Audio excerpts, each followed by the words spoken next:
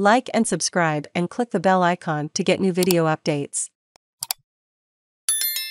New Zealand's emissions reduction plan to get low-income earners into hybrid and electric cars. New Zealand's government will help pay for lower-income families to scrap their old gas guzzlers and replace them with cleaner hybrid or electric cars as part of a sweeping plan to reduce greenhouse gas emissions.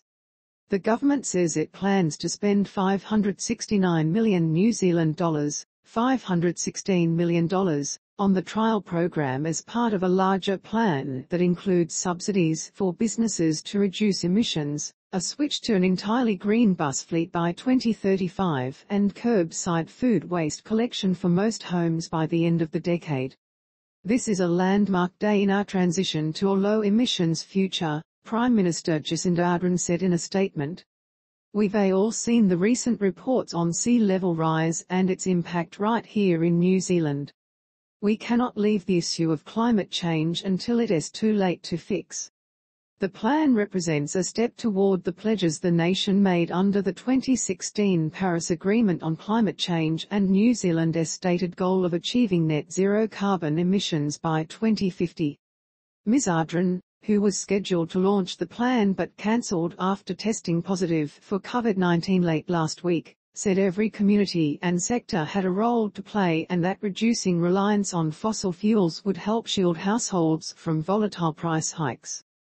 The plan also sets a target of reducing total car travel by 20% over the next 13 years by offering better transportation options in cities as well as improved options for cyclists and walkers.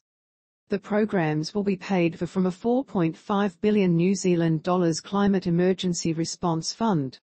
Officials said that over time, money collected from polluters would pay for the programs rather than taxes from households.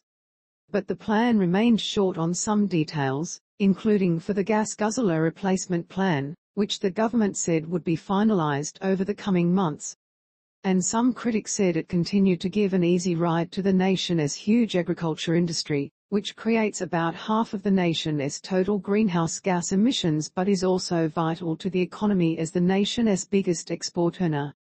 Some of the policies announced, like the cash for clunkers system, are proven to be dogs and have been tried and failed overseas, said David Seymour, leader of the Libertarian ACT Party.